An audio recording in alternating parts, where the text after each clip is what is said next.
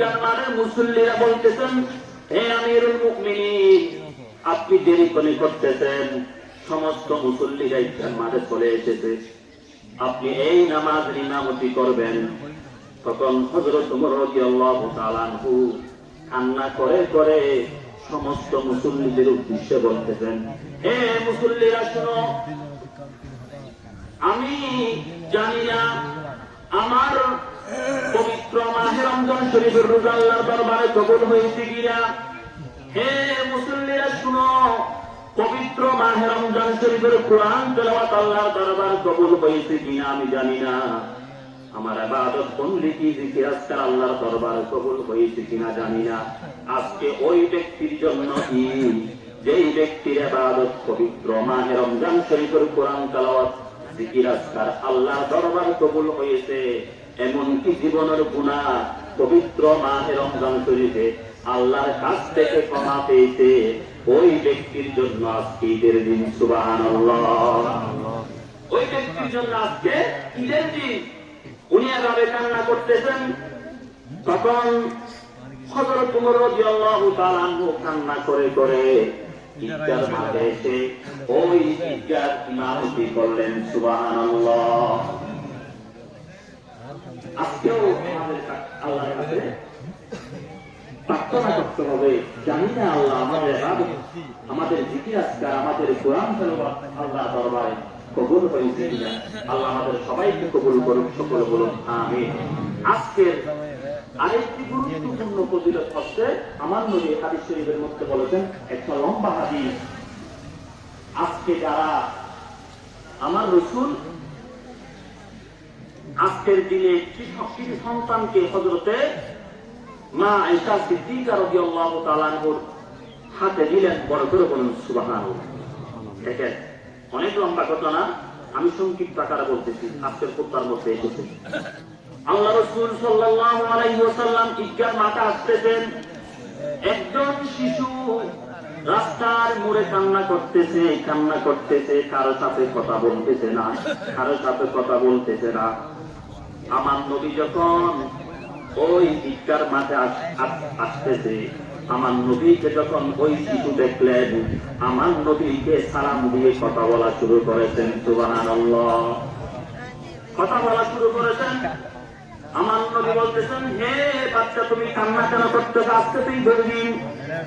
ওই তুচ্ছ বাচ্চা বলতেছেন, ইয়া রাসূলুল্লাহ সাল্লাল্লাহু আলাইহি ওয়াসাল্লাম, আমাকে ঘর থেকে আমার মা আপনার সাথে কথা বলার জন্য পাঠিয়েছে। সুবহানাল্লাহ। কি বলো তুমি, বলো। ইয়া রাসূলুল্লাহ সাল্লাল্লাহু আলাইহি ওয়াসাল্লাম, আমি এতিম, আমি কি এতিম, এতিম সন্তান, আপনিও এতিম, আমার মা বলেছেন, আমার বাসা আমার কথা আপনি বুঝবেন। তখন আল্লাহ রাসূল সাল্লাল্লাহু আলাইহি ওয়াসাল্লাম বললেন, বলো তোমার কি অসুবিধা, আমাকে বলো। তখন ওই শিশু সন্তান বলতেছেন, হুজুর, ছোট্টবেলায় আমার পিতা ইন্তেকাল করেছেন, মারা গেছেন, আমার মা শাদী করেছেন, কিন্তু ওই পিতা আমাকে দেখতে পারে না। আমাকে যখন আমার মা আদর করে, আমার সাথে কথা বলে, আমার ওই পিতা দেখতে পারে না, ওনার খারাপ লাগে। আজকের দিনে আমি নতুন জামা কিনতে পারি নাই।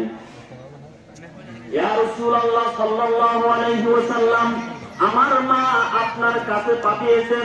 অনেক শিশু আমার নবীকে কথাবার্তা বলতেছেন। তখন অনেক লম্বা হাদিস, আমার রাসূল সাল্লাল্লাহু আলাইহি ওয়াসাল্লাম বললেন, আমি যদি কি তোমার পিতা হই কি হবে? তখন ওই শিশু সন্তান বলতেছেন, ইয়া রাসূলুল্লাহ সাল্লাল্লাহু আলাইহি ওয়াসাল্লাম, আপনি যদি কে আমার পিতা হন, আমার আর কোনো অসুবিধা নাই। সুবহানাল্লাহ। তখন ওই সন্তান শিশু হাত ধরে ঘরে নিয়ে হযরতে মা আয়েশা সিদ্দিকার কাছে গিয়ে বললেন, হে আয়েশা সিদ্দিকা, আজকে পবিত্র ঈদের দিনে আল্লাহর পক্ষ থেকে তোমার জন্য একটি আমি উপহার এনেছি। সুবহানাল্লাহ। তখন অনেক লম্বা ঘটনা, জামাতের টাইম হচ্ছে, ওই শিশু সন্তান মা আয়েশা সিদ্দিকার হাতে দিয়ে আমার নবী ঈদগাহ মাঠে চলে আসলেন। ঈদগাহ মাঠ থেকে ঘরে যখন আমার নবী গেলেন, মা আয়েশা সিদ্দিকাকে বললেন, আয়েশা শুনো, তুমি এই সন্তানকে কি করেছ? এই সন্তান তুমি কি তার মেহমানদারি করেছ? ইয়া রাসূলুল্লাহ সাল্লাল্লাহু আলাইহি ওয়াসাল্লাম, ওনার জন্য আমি খানাপিনার ব্যবস্থা করেছি। কি বলেন? আপনি বলেন না? তবে এই সন্তান যখন তোমার হাতে দিয়ে আমি ঈদগাহ মাঠে গেছি, আল্লাহর পক্ষ থেকে হযরতে জিবরাইল আমার কাছে বার্তা নিয়ে এসেছে। সুবহানাল্লাহ।